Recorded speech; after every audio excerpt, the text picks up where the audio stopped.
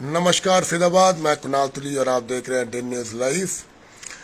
सामने देख सकते हैं फरीदाबाद के वरिष्ठ समाज सेवी सतीश चोपड़ा जी हमारे साथ मौजूद हैं। और बता दें, जहां पे स्वास्थ्य सेवाओं का प्रश्न उठता है, ट्रॉमा सेंटर का प्रश्न उठता है, वहां पे सतीश चोपड़ा जी को किसी भी इंट्रोडक्शन की रिक्वायरमेंट नहीं है। 300 दिन अभियान चलाया था रेफर मुक्त फरीदाबाद का। और अंत में आपको पता है कि केंद्र मंत्री जी हमारे पास आए थे, इनके पास केंद्रीय मंत्री कृष्ण पाल गुर्जर, और उन्होंने आश्वासन दिया था स्वास्थ्य सेवाओं और ट्रॉमा सेंटर के लिए। इसी के चलते अभी एक अस्पताल में कुछ हलचल नजर आई है। इसके बारे में बात करते हैं और सुनते हैं सतीश चोपड़ा जी से। नमस्कार सर। जी नमस्कार।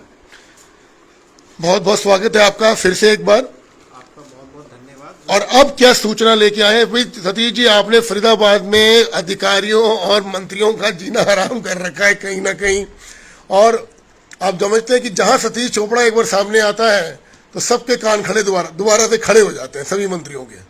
अब क्या इन्फॉर्मेशन है? देखिए, जनता और सरकार एक दूसरे का पूरक होती है। जब तक कोई आवाज़ नहीं उठाई जाएगी तो सरकार भी उस पर का संज्ञान नहीं लेती है। और हमने आवाज़ें उठाई, उसके ऊपर सरकार ने काम भी शुरू किए। इसलिए हम सरकार का भी धन्यवाद करते हैं और उन साथियों का भी धन्यवाद करते हैं जो उसके अंदर हमारे साथ रहे हमेशा, चाहे पत्रकार बंधु हो, सोशल वर्कर हो। सभी ने मिलजुल के उस आवाज़ को बड़ा किया, सदन तक पहुंचाया, यहाँ तक कि विधानसभा के अंदर 2 बार गूंजा। सीएम साहब से हम खुद मिल के आए, स्वास्थ्य मंत्री को भी लेटर भेजे, और हमारे विधायक जो है NIT 86 के सतीश जी, उन्होंने भी सदन में 2 बार उठाया। माननीय केंद्रीय मंत्री कृष्ण पाल गुर्जर जी ने भी आश्वासन दिया, वादा किया कि फरीदाबाद को जल्द ट्रॉमा सेंटर मिलेगा। ये अलग पहलू है जिसके लिए आज हम आपके सामने आए हैं। हाँ, क्या मुद्दा है? बहुत खास बात है जो हमारे यहाँ पे फरीदाबाद लोकसभा क्षेत्र पूरा, जिसमें पलवल होटल ये सब आता है, इतना जनरल जो है छाइसा मेडिकल कॉलेज, अच्छा, है ना, जिसके अंदर तीसरे बैच का एडमिशन भी हो चुका है। स्वामी जी की सीट भी है वहाँ पे। पूरा मेडिकल कॉलेज है वो, तो पूरा एडमिशन होता है। हाँ जी। 460 बेड का अस्पताल है, जिसमें 360 बेड पे ऑक्सीजन वगैरह की भी सुविधा है, ICU बने हुए हैं, सब कुछ बना हुआ है उसके अंदर। और सबसे बड़ी दिक्कत ये है, आप देखेंगे कि वहाँ पे जनता को अभी तक 2020 में टेक ओवर किया गया था, 2025 आ गया, अभी तक वहाँ पे OT यानी ऑपरेशन की सुविधा अभी तक फैसिलिटी शुरू नहीं हो पाई। ये एक बड़ा मुद्दा है। दूसरा मुद्दा वहाँ पे ये है कि आप जो बच्चे हैं वहाँ पे पढ़ रहे हैं, जो इंटर्नशिप कर रहे हैं, जो वहाँ पे एडमिशन लिया है, आप वहाँ पे जो डॉक्टर्स की सैंक्शन पोस्ट है, प्रोफेसर हैं, असिस्टेंट प्रोफेसर हैं, एसोसिएट प्रोफेसर हैं, तो उसमें आप देखेंगे कि भरी हुई सीट कितनी है, कितनी रिक्त जो है सीटें हैं वहाँ पे, कितने जो रिक्त डॉक्टर जो डॉक्टर कार्यरत हैं उनकी टोटल नंबर की रिक्वायरमेंट कितनी है और अभी कितने कार्यरत हैं, इसका डिफरेंस है। बहुत बड़ा डिफरेंस है, जिसकी वजह से वहाँ पे जो फैसिलिटी पूरी तरीके से जनता को भी नहीं मिल पा रही है, बच्चों को भी जो पढ़ाई की गुणवत्ता वो भी एक क्वेश्चन मार्क लगता है। जैसे मैं बताना चाहूँगा आपको, ये देखिए, ये RTI हमने लगाई थी, उसका जवाब है, आप जरूर दिखाइएगा ताकि हमारे जो अधिकारी हैं, मंत्री हैं, विधायक हैं, जनता है, इसकी गंभीरता को समझे, है ना, कि हम क्या कर रहे हैं और हमारे वहाँ पे क्या हासिल हो रहा है। देखिए, प्रोफेसर्स की जो सीनियर प्रोफेसर होते हैं, उनकी वहाँ पे 22 सैंक्शन पोस्ट हैं और अवेलेबल कितने हैं? सिर्फ 4, यानी 18 रिक्त, 22 में से 18 रिक्त, मोटा मोटा 3.5-4% है। 22 के अगेंस्ट में 4, रेशो तो वही निकला, 16-18%। और जाओ 4 चौक 16 हो जाएगा। चलो 18-20%, यानी आप 22 प्रोफेसर चाहिए और आपके पास सिर्फ 4 है ना। एसोसिएट प्रोफेसर की है वहाँ पे 27 है, और फील्ड कितने हैं? 11, 16 उसमें रिक्त है। असिस्टेंट प्रोफेसर 39, और हमारे पास हैं कितने? 18, 21 असिस्टेंट प्रोफेसर की भी जो है रिक्त पद है। आप देखेंगे नर्सिंग ऑफिसर 210 पद वहाँ पे सेंक्शन है, अवेलेबल 120 है। इससे इस नर्सिंग का इसलिए फ़र्क नहीं पड़ रहा, और क्योंकि वहाँ पे आप देखेंगे वार्ड अभी फंक्शनल नहीं है। जनरल IPD शुरू की, यानी खांसी, जुकाम, बुखार, इस तरीके के पेशेंट को एडमिट किया जाता है जिसको सर्जरी की आवश्यकता ना हो, जिसको आईसीयू की आवश्यकता ना हो, यानी खांसी जुकाम वाले पेशेंट, ओपीडी वाले पेशेंट्स की बात कर रहे हैं, जो जनरल आईपीडी, ओपीडी शुरू की है।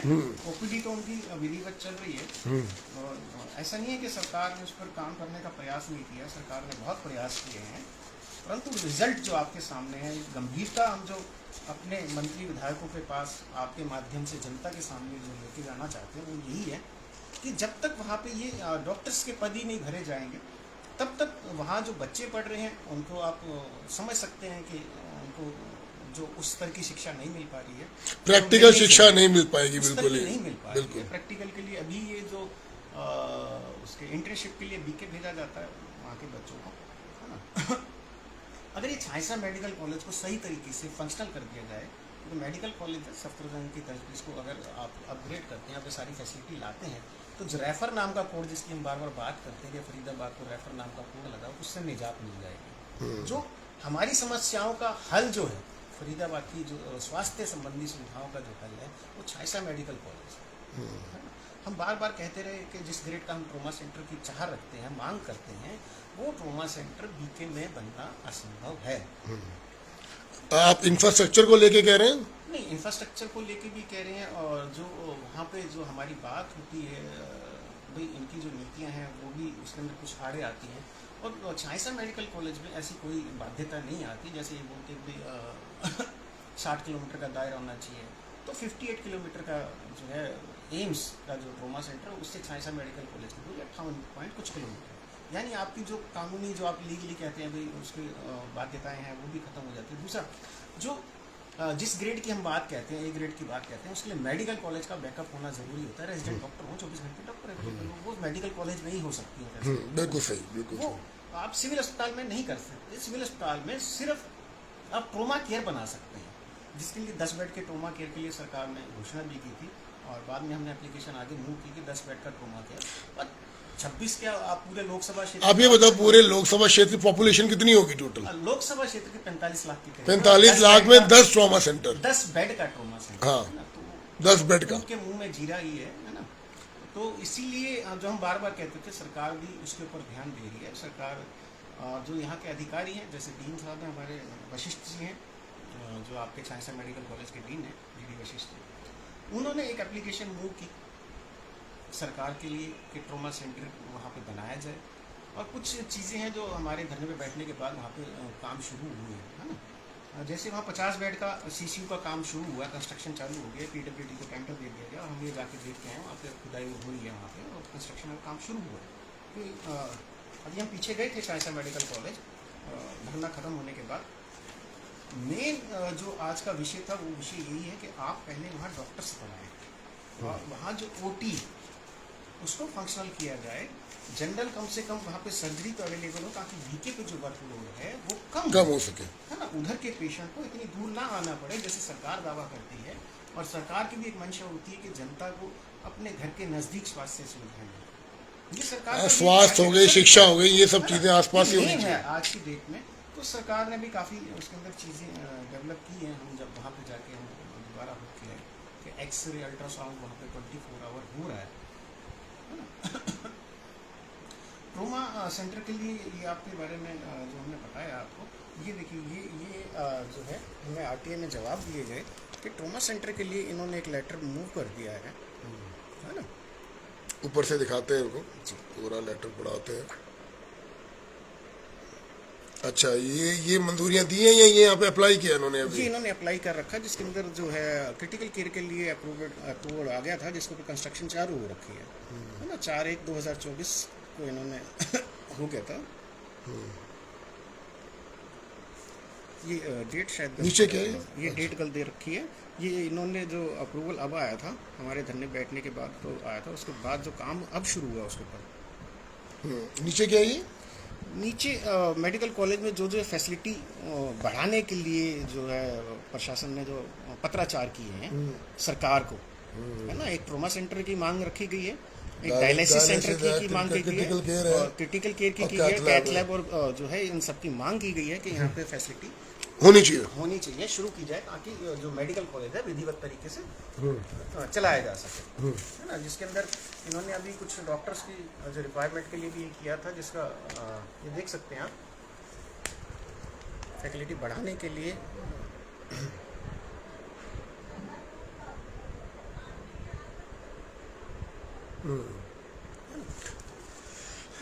देखिए, यहाँ के अधिकारी तो प्रयास कर रहे हैं। अब ये जो है सरकार ने इस पर संज्ञान लेना है, स्वास्थ्य मंत्री जी ने लेना है, सीएम साहब ने लेना है। सीएम साहब से और स्वास्थ्य मंत्री से हम एक निवेदन आपके माध्यम से ज़रूर करना चाहते हैं कि जल्द से जल्द ये जो डॉक्टर्स के आप देखेंगे ये जो पद हैं, रिक्त पद हैं, इनको भरा जाए और ओटी और आईसीयू जो वहाँ पे बन रहा है, जो कम से कम पहले का बना हुआ आईसीयू है, उसे फंक्शनल किया जाए। ओटी का आपने कंस्ट्रक्शन का काम वहाँ शुरू हुआ है, देखा हमने जाके वहाँ पे उसको तोड़ करके वहाँ मेंटेनेंस का काम चल रहा है, उसको जल्द से जल्द युद्ध स्तर पे किया जाए ताकि जनता को लाभ मिले। और जो आम जनता है जो प्राइवेट सेक्टर का इलाज नहीं करा पाती, उनकी जेब पे बहुत बड़ा बोझ पड़ता है, तो उससे लोगों को निजात मिले। और रेफर नाम के कोड़ों से तभी मुक्ति मिल सकती है जब छांसा मेडिकल कॉलेज को 70 जन। सतीश भाई, मैं बात करता हूँ कि जो सरकार है पिछले 10-11 साल से भाजपा सरकार है, यहाँ पे अब ट्रिपल इंजन की सरकार आ चुकी है। बात करते हैं, अगर ये बेसिक फैसिलिटीज़ हैं, मेडिकल एजुकेशन जो होती हैं, बहुत बेसिक फैसिलिटीज़ मानी जाती है, क्यों अभी तक सरकार का ध्यान इस पर नहीं गया? क्यों आपको मैदान में उतरना पड़ा और अभियान चलाना पड़ा? लेकिन अभी भी देखा जाए तो एक तरीके से लॉलीपॉप दी है सरकार ने। 10 बेड का ट्रॉमा सेंटर, ट्रॉमा केयर, और उसके बाद मैं बात करता हूँ छांसा मेडिकल में डॉक्टर ही नहीं है, जबकि मेडिकल कॉलेज है पूरा का पूरा। कमी तो नहीं है छात्रों की? नहीं, 300 आपको बता दीजिए, 100 MBBS की सीट है, तीसरे बैच का एडमिशन हो है ना, बैच का एडमिशन हो चुका है। लेकिन जब फैकल्टी ही नहीं रहेगी, अस्पताल वर्किंग नहीं है प्रॉपर, पेशेंट नहीं आएगा, तो जो डॉक्टर निकलेंगे वहां से बनकर वो किस तरह के डॉक्टर होंगे? क्या बोलना चाहेंगे? वहाँ पे सिर्फ MBBS की सीट है, और उससे ऊपर जो होता है PG वगैरह वो भी अवेलेबल वहाँ पे नहीं है ना। और तो थोड़ा सा तेज बोलो।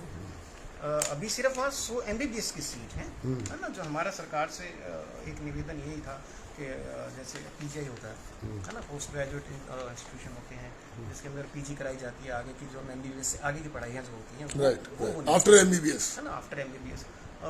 तभी हमारा जो है ये सफदरजंग या रोहतक PGI की तर्ज पे तभी ये डेवलप हो पाएगा जब आप उसको रोहतक PGI की तर्ज पे इसको स्वीकृति देंगे।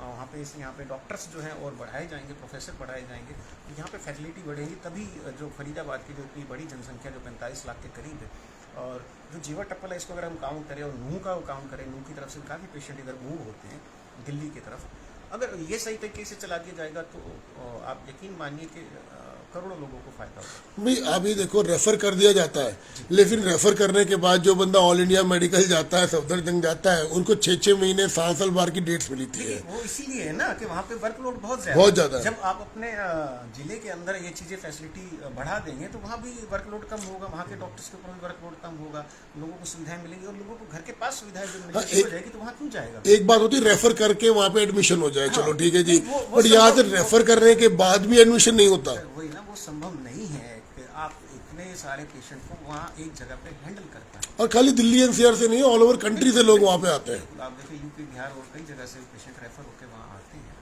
और हमारा जो ध्येय था वो यही था कि पहले हम फरीदाबाद को रेफर नाम के कोड से मुक्ति दिलाएं और सरकार का ध्यान आकर्षित करें जो स्वास्थ्य सुविधाओं के ऊपर। सरकार ने कई चीज़ों पर काम भी शुरू किया है, ऐसा नहीं कह सकते कि सरकार उसके ऊपर काम नहीं कर रही है ना। हलचल आई है, मतलब अभियान के बाद देखिए आपका जो हार्डशिप रहा है 300 दिन का, उसके बाद हलचल नजर आई है। इससे पहले भी हम काम कर रहे थे इन चीज़ों के ऊपर, पर हम काम कर रहे थे सिर्फ PMO CMO लेवल पर। जो हम PMO से CMO से वहाँ पे सुधार करवा सकते थे उस पर काम कर रहे थे, ताकि छोटी छोटी चीज़ें जो जिसका आम आदमी को सामना करना पड़ता है उससे कम लोगों को राहत मिले। और उसके बाद हमने स्टेप आगे बढ़ाया कि भाई हम जो चीज़ें वहाँ पे सरकार को अवेलेबल करानी है, जो PMO CMO के हाथ में नहीं है, तो हम पावर में नहीं है, जो सरकार तक बातें पहुँचाएं, जिसके लिए हम सफल भी हुए, सरकार तक बातें भी पहुँची। और सरकार ने बहुत बड़ी बड़ी घोषणाएं भी की थी, मोदी जी ने भी घोषणाएं की थी पिछले बजट के अंदर के हर जो मेडिकल कॉलेज है उसमें 50 बेड का ICU बनाया जाए, 200 बेड से जो अस्पताल ऊपर है उनमें ICU फंक्शनल किए जाएँ, जिसके तहत हमारे यहाँ पे 6 बेड का ICU भी फंक्शनल किया गया है ना।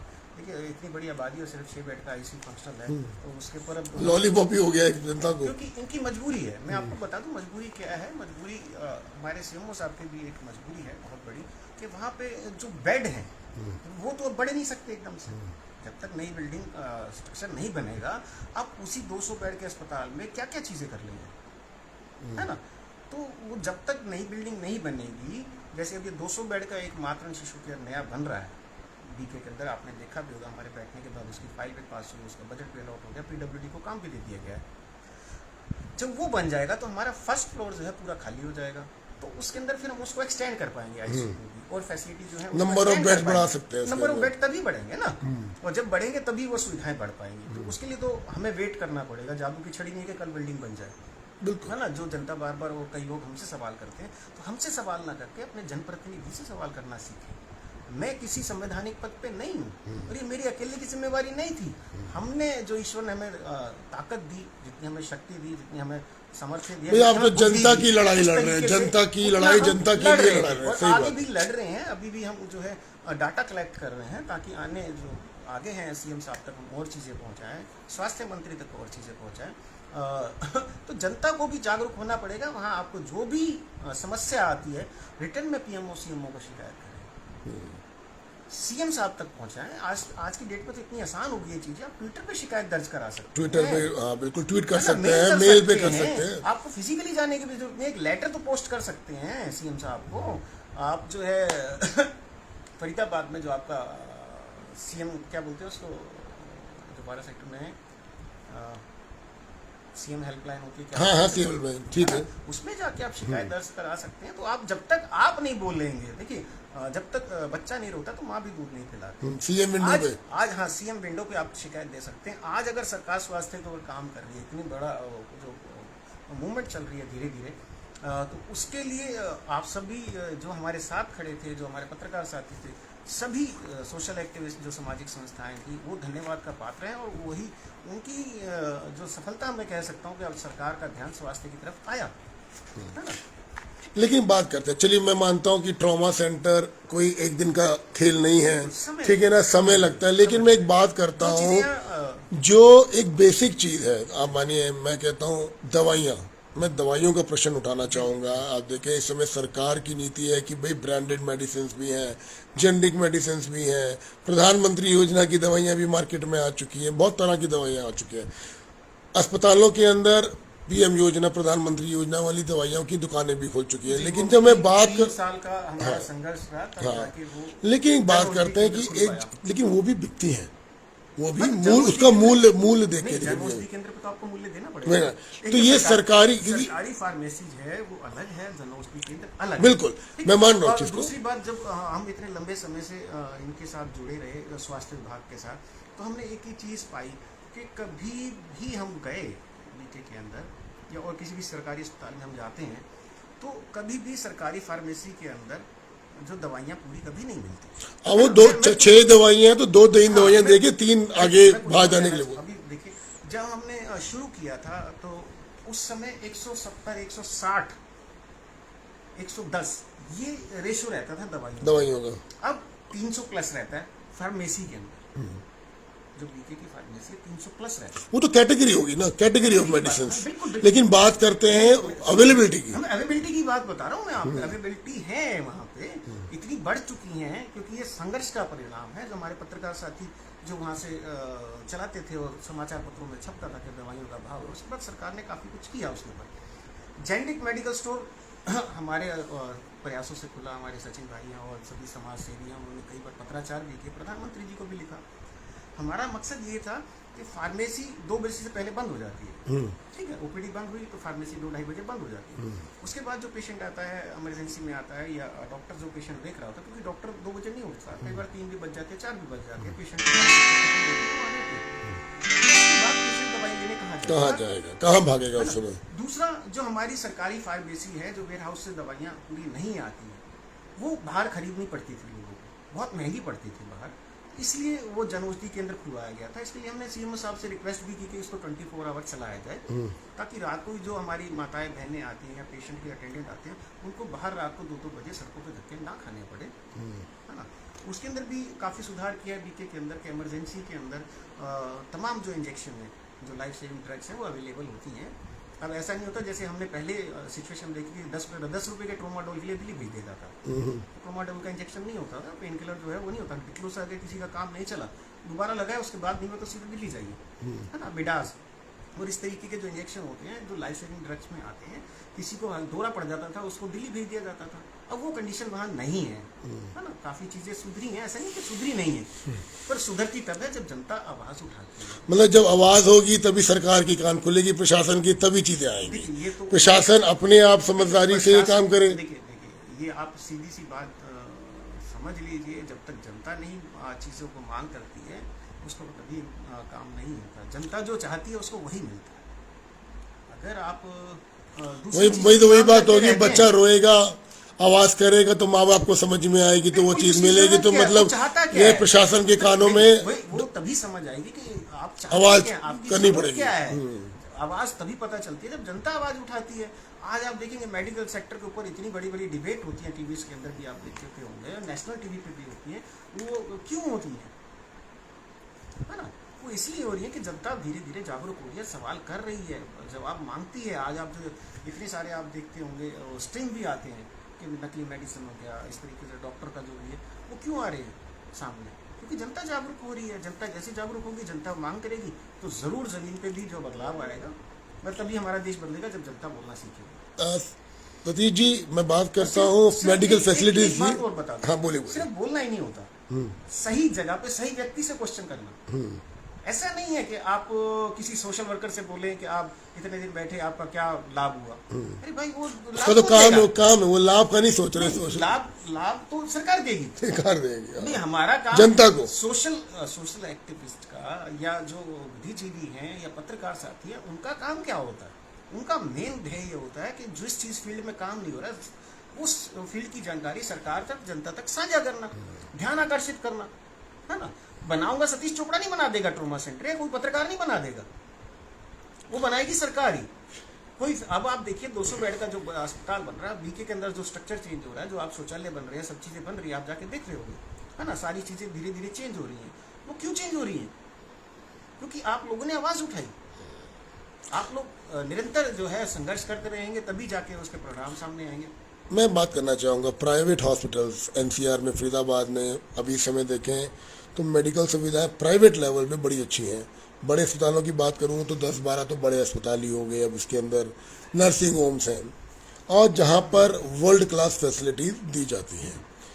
ऐसी बात नहीं है कि हमारी हरियाणा सरकार के पास फंडिंग की कमी है, देखिए ना, आधुनिक चीजें हैं, आधुनिक मशीनरियां हैं प्राइवेट के पास, तो वो प्राइवेट सरकारी में क्यों नहीं आ सकती? जितने नर्सिंग होम वगैरह आप देख रहे हैं, जिनको काउंट कर रहे हैं, उससे बेहतर वेंटिलेटर बीके के अंदर है, मालूम आपको? उनसे बेहतर क्वालिटी है, लेकिन वर्किंग नहीं है ना, कह रहे हैं आप? नहीं, वर्किंग इसलिए नहीं क्योंकि चलाने के लिए मैन पावर नहीं कुछ और बात कहना चाह रहे हैं। अच्छा। देखिए आप बोलेंगे तो सरकार ने जो इंफ्रास्ट्रक्चर के लिए काम करना शुरू किया है, ऐसा नहीं कि नहीं किया, काफ़ी चीज़ें चेंज भी की हैं, परंतु आप प्राइवेट सेक्टर के साथ जब काम करना चाहते हैं तो उसके अंदर सबसे बड़ा जो हमारे पास, जो हमारी जानकारी, हमारी बुद्धि कहती है कि ये डॉक्टर्स की कमी या सुपर स्पेशलिस्ट डॉक्टर की कमी की एक मुख्य वजह जो हमें लगती है, वही मैं पूछ रहा हूं, प्राइवेट सेक्टर और सरकारी सेक्टर के अंदर जो पे स्केल का डिफरेंस है ना। पे स्केल, सैलरी का मतलब आप कह रहे हैं सैलरी का डिफरेंस बहुत ज़्यादा है। प्राइवेट सेक्टर में बहुत बड़े अमाउंट में सैलरी दी जाती है डॉक्टर्स को और वो सारी क्रीम खींच लेती है। अगर दूसरा वर्कलोड, सरकारी में वर्कलोड बहुत ज़्यादा होता है प्राइवेट के मुकाबले, ये आप भी जानते हो। तो आदमी सेफ साइड जाता है, जब इतनी मेहनत करके पढ़ के डॉक्टर बनता है, पीजी करता है, उसको करोड़ साल मेहनत करके सुपर स्पेशलिस्ट बनता है, तो फैसिलिटीज भी चाहिए, पैसा भी चाहिए, हर चीज़ चाहिए। तो सरकार को उसके ऊपर सोचना चाहिए, ध्यान देना चाहिए कि देखिए जो दिन रात मेहनत कर रहे हैं यहाँ पे, लोगों की जान बचाने के लिए काम कर रहे हैं, तो उनके भी जो ज़रूरतें हैं पूरी करें, सरकार पूरी करे। और दूसरी एक और बात मैं बता दूँ आपको, शायद स्वास्थ्य मंत्री तक हमारी बात जाए। देखिए आप एक डाटा ज़रूर कलेक्ट करें कि मेरी जो जानकारी है मैं उसके अंदर आपको बता दूँ कि कई ऐसे डॉक्टर हैं जो सुपर स्पेशलिस्ट हैं, पर वो जो है अपना काम नहीं कर पा रहे हैं, उनको दूसरे काम दिए गए, है ना।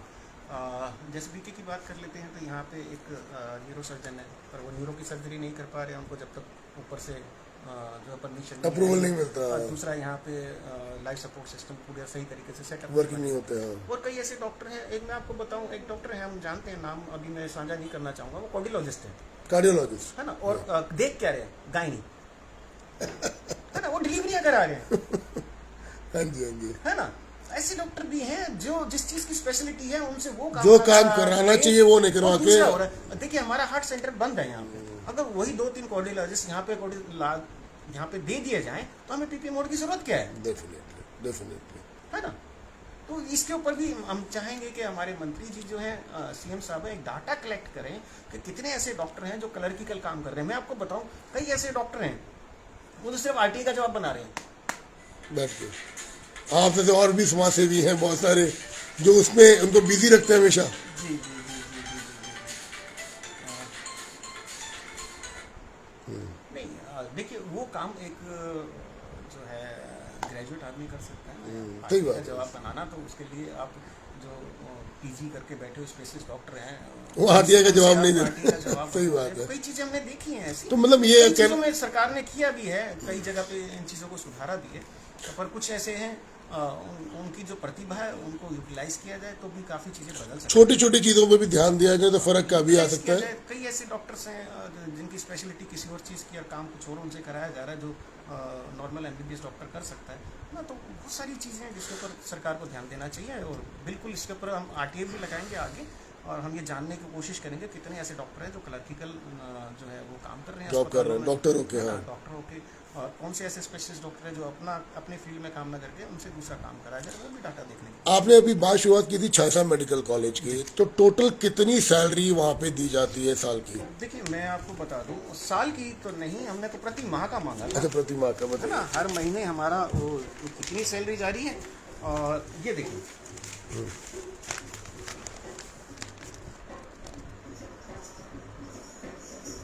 3,33,00,000 रुपए जी, और 5 लाख के करीब हर महीने जो है दवाइयाँ और मेंटेनेंस पे खर्च होता है। खर्च होता है। ठीक है, यानी अभी इसमें कुछ 40 और लाख कुछ हिडन चार्ज, हिडन खर्चे भी होंगे जो अभी भी तो शो और भी नहीं होंगे, है। जैसे बिजली के बिल हैं और सारी चीजें हैं, वो हम और बाद में देखेंगे और लगाएंगे आरटीआई के अंदर और चीजें निकालने की कोशिश करेंगे। मोटी मोटी बात ये थी कि हम 3.5 करोड़ रुपए हर महीने के लगभग वहाँ पे खर्च कर रहे हैं और पेशेंट को कितने पेशेंट को लाभ मिल पा रहा है ना। इसका ये सबसे बड़ी जो ड्रॉबैक है। सिर्फ 100 आप देखेंगे, हमारे पास ये डाटा भी हमने मंगाया था कि कितने पेशेंट आपने देखे हैं एक साल के अंदर और कितने पेशेंट जो है एडमिट किए गए। तो वहाँ पे इन्होंने जो डाटा दिया इसको भी हम क्रॉस चेक करना चाहेंगे। ये ओपीडी का है, इमरजेंसी का है और आईपीडी का, यानी कितने एडमिट किए गए। ये पिछले साल के मुकाबले डाटा जो है कई दिखाया जा रहा है, बहुत बड़ा हुआ इसमें दिखाया जा रहा है। पिछली बार जो हमारे पास ओपीडी तो बहुत कम थी, इमरजेंसी तो उनका वार्ड तभी शुरू हुआ था जब हम वहाँ पे धरने में बैठे थे, उसके बाद शुरू किया गया था। आज जनरल आईपीडी अब इन्होंने शुरू किया, 154 पेशेंट इन्होंने जो है एडमिट किए, यानी उल्टी दस्त बुखार के जो पेशेंट तो अभी एक डॉक्टर काम है, डॉक्टर बढ़ेंगे तो नेचुरली काम भी ज्यादा बढ़ेगा, पेशेंट भी ज्यादा देखे जाएंगे। सबसे बड़ी बात ये है, जब आपका ऑपरेशन थिएटर चालू हो जाएगा तो वैसे आपकी आंखों के ऑपरेशन, सर्जरी और आंखों के ऑपरेशन शुरू हो जाएंगे, तब नंबर ऑफ लाभ मिल पाएगा। हम इसलिए स्पेशलिटी डॉक्टर जब ज्वाइन करेंगे, इन चीजों के ऊपर जल्द से जल्द जो आपने पीडब्ल्यूडी को टेंडर दे रखे हैं इसको जल्द से जल्द बनवाया जाए और जो डॉक्टर्स की कमी वैकेंसीज है जो वो फिल की जाए डॉक्टर्स की, तभी फैकल्टी बढ़ेंगी और जब वो फैकल्टी बढ़ेगी तो जनता को उसका लाभ मिलेगा। ये देखिए इसमें अब आप देख लीजिए, इस इंस्टीट्यूट में अभी 20 आईसीयू बेड बना रखे हैं, जिसमें 5 जनरल आईसीयू के हैं, 5 जनरल सर्जरी के हैं, 5 निकू के हैं, 5 एसएनसीयू के हैं, 5 पीडियाट्रिक आईसीयू है ना। और ये वेंटिलेटर जो है कोविड के समय आए थे, 2020-21 में आए थे, उसके बाद अभी तक उनकी सर्विस नहीं हुई है। ये भी एक बहुत बड़ा गंभीर विषय है। मैन पावर ही नहीं है, चीजें चलती नहीं अगर है। आपके पास एक मशीन पड़ी, आप उसे चला नहीं रहे, कम से कम समय पे उसकी सर्विस कराएं, ताकि जब उसका इस्तेमाल हो, जब जरूरत पड़े तो कम से कम वर्किंग स्टेज पे हो, वर्किंग सिचुएशन, है ना। इसी तरीके से वहाँ पे ऑक्सीजन कॉन्सेंट्रेटर भी आए थे, उनके भी अभी तक कोई सर्विस वगैरह नहीं हुई है। तो हम पूरा जो है प्रशासन के साथ मिलके आगे भी काम करते रहेंगे। प्रशासन जो यहाँ पे कमियाँ हैं सरकार तक पहुँचाते रहेंगे। सीएम साहब से दोबारा मिलना हुआ तो दोबारा मिलकर उनको जाके यहाँ की यथास्थिति दोबारा बताई जाएगी, ताकि जो जनता को लाभ मिल सके। तो जनता से भी यही निवेदन है कि आपको जो भी दिक्कत परेशानी आती है, सरकारी अस्पताल में आती है या चांसा मेडिकल कॉलेज में आती है, उसके बारे में रिटर्न में आप जो है संबंधित विभाग के अधिकारियों से जरूर पत्राचार करें। सीएम साहब तक जरूर आप बात पहुंचाएं, अपने जो लोकल विधायक हैं, मंत्री हैं, उन तक जरूर अपनी बात पहुंचाएं और वहाँ की जो वास्तविक स्थिति है उन तक रखें। ठीक है, जब तक हम लोग आगे बढ़ के नहीं आएंगे तब तक सरकार भी इसके ऊपर जो है संज्ञान नहीं लेगी। जी धन्यवाद। सुना आपने, देखा आपने, 6 मेडिकल कॉलेज में काम शुरू हो चुका है, लेकिन अब जो है इस पर पूरी तरीके से सतीश चोपड़ा जी की नज़र है और अब ये काम और आगे बढ़ेगा और प्रशासन को समय समय पर जो है ये बताते रहेंगे कि यहाँ पे क्या क्या मांग है, किस चीज़ की फैसिलिटीज़ की अवेलेबल है और जल्द से जल्द जो है डॉक्टरों की जो वैकेंसी है उसको पूरा किया जाए। इससे जुड़े कोई सवाल अगर आप हमसे पूछना चाहते हैं, सतीश जी से पूछना चाहते हैं, तो आप कमेंट बॉक्स में अपने प्रश्न जरूर पूछें। हम कोशिश करेंगे कि आपके हर प्रश्नों का उत्तर दिया जा सके और जुड़े भी। नमस्कार, मैं कुणाल तुली, दिन न्यूज़ फरीदाबाद से। देखते रहें दिन न्यूज़।